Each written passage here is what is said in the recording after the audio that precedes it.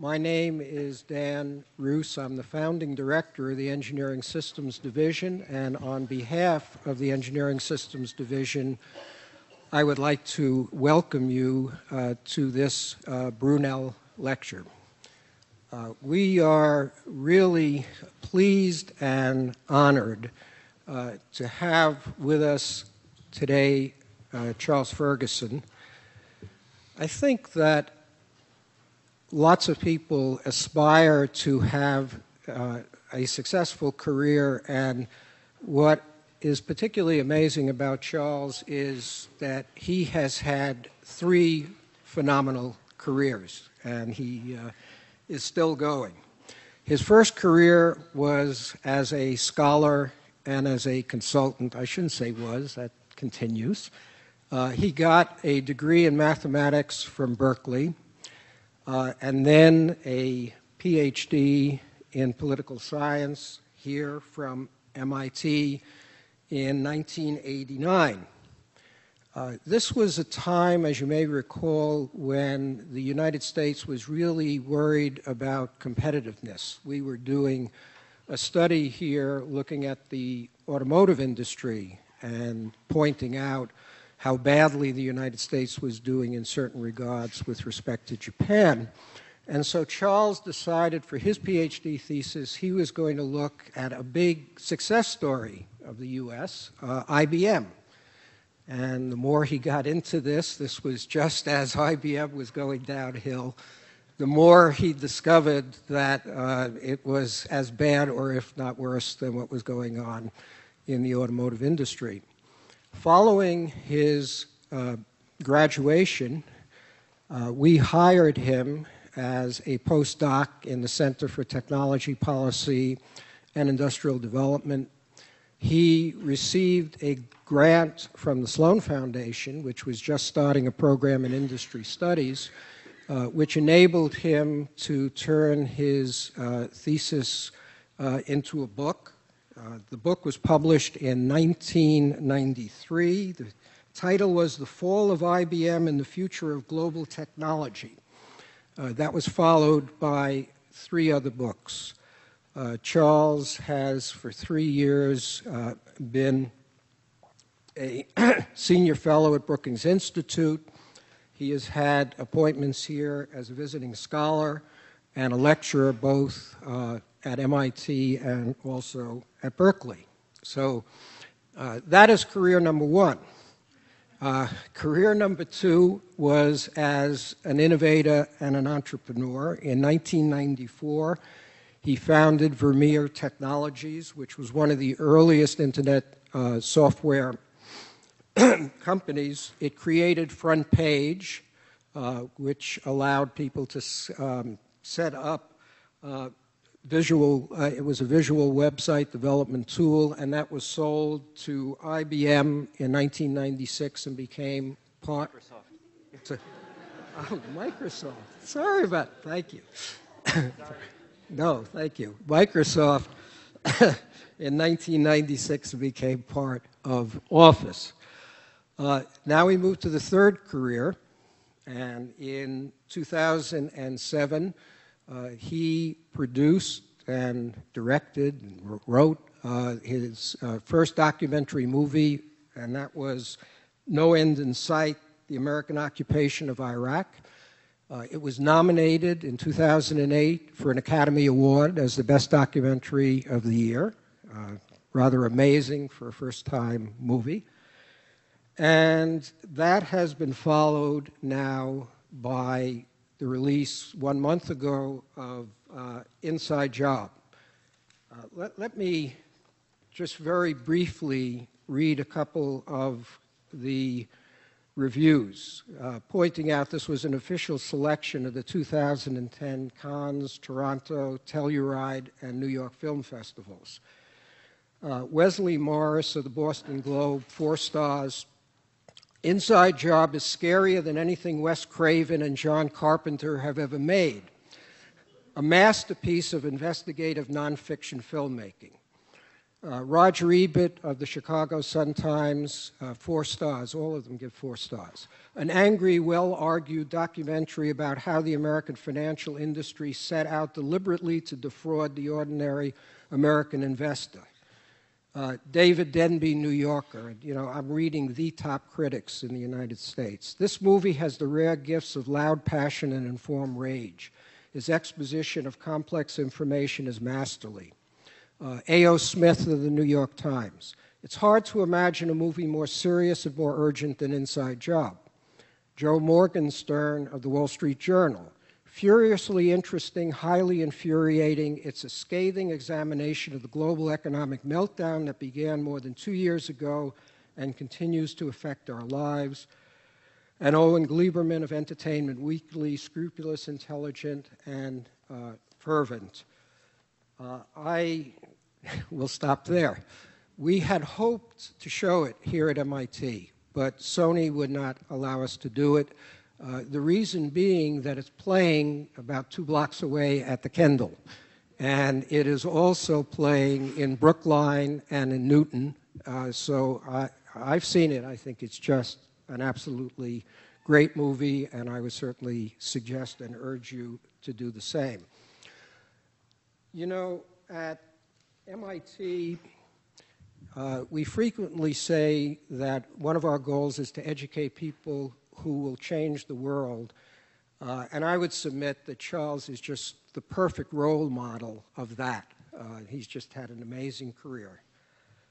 His talk today is on the financial crisis, the recession, and America's future, a systemic perspective.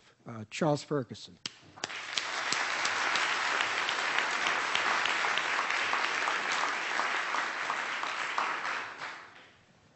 Thank you very much. That was extremely generous and embarrassing in almost equal measure. Did you try to use the mic? I thought I was. Oh, let's see. All right. We'll see if this works. Can people hear me? Yeah? Okay. It's very nice to be back here. I spent a long time at MIT as a graduate student, and Dan was very, in fact, excessively generous about feedback. Is that better? No? Yes? Okay. Sorry. I am the world's least competent user of information technology, something that my engineers, when I had a software company, found extraordinarily frightening and amusing in roughly equal measure. I got a remarkable education at MIT, and I owe an enormous amount to this place and to American academia in general, and actually that will be relevant here. I'm going to say a couple of rather critical things about academia and in particular the economics discipline, and I hope that they will be received in the spirit in which they're given, which is grateful and constructive criticism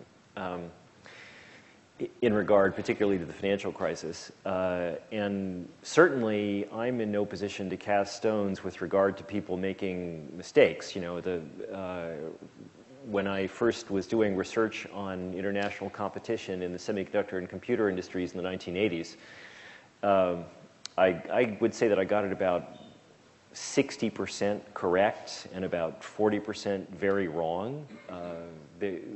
When the competitiveness issue first arose, I was among those who was very concerned that the United States was going to see its high technology expertise in industries disappear at the hands of Japan, which, to put it mildly, has not happened. But I hope that my judgment has matured somewhat, and also it's one thing to be honestly correct or not correct about something. It's another thing for a discipline, an academic discipline, to have a systemic corruption problem. And that's what I will be talking about in part later, because the economics discipline, in my view, does have that problem. And I'm going to start actually with a brief clip from the film, and I hope that my finger on the mouse is fast enough to stop the clip just before the dental commercial begins.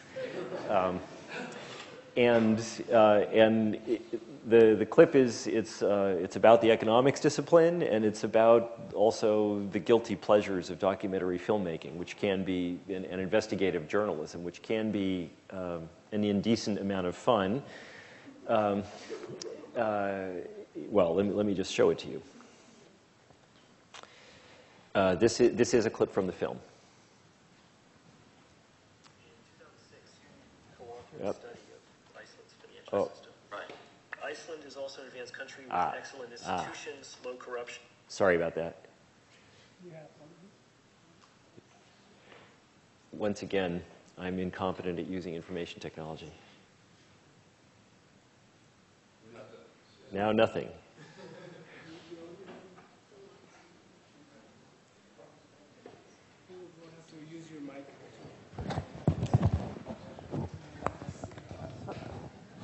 So what do I do? All right. In 2006, you co-authored a study of Iceland's financial system. Right. Iceland is also an advanced country with excellent institutions, low corruption, rule of law.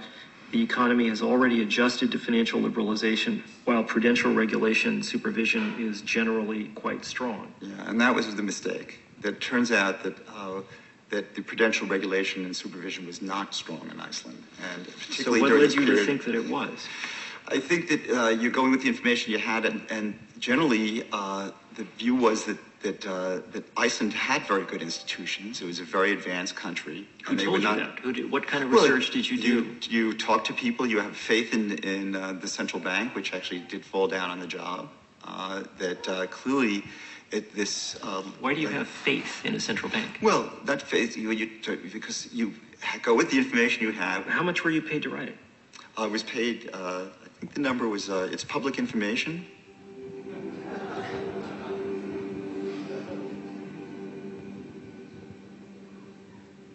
On your CV, the title of this report has been changed from Financial Stability in Iceland to Financial Instability in Iceland. Well, I don't know whatever it is the thing. If it's a typo, there's a typo. I think what should be publicly available is whenever anybody does research on a topic that they disclose if they have any financial conflict with that research. But if I recall, there is no policy to that effect. I can't imagine anybody not doing that. In terms of putting it in a paper, there would be significant professional sanction for failure to do that. I didn't see any place in the study where you indicated that you had been paid by the Icelandic Chamber of Commerce to produce it.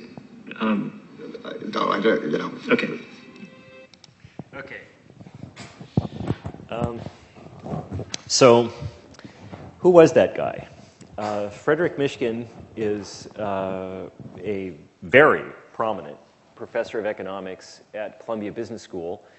He was director of research for the New York Federal Reserve for a 2-year period, and then from mid-2006 to August 31, 2008, he was one of the 7 governors of the Federal Reserve Board. So, you know, not a file clerk. And later on, I'll show you some other stuff about him and about the situation. Okay, now I'm going to talk to you a lot, except, wow, it works. And there will be another couple of clips also. So here's what I'm going to try and talk about. So how many people here know about the securitization food chain? How many people don't know what the securitization food chain? Okay, all right. So I will tell you about the securitization food chain. And this is my graphic skills. You can't see it at all. Okay, so in the old days,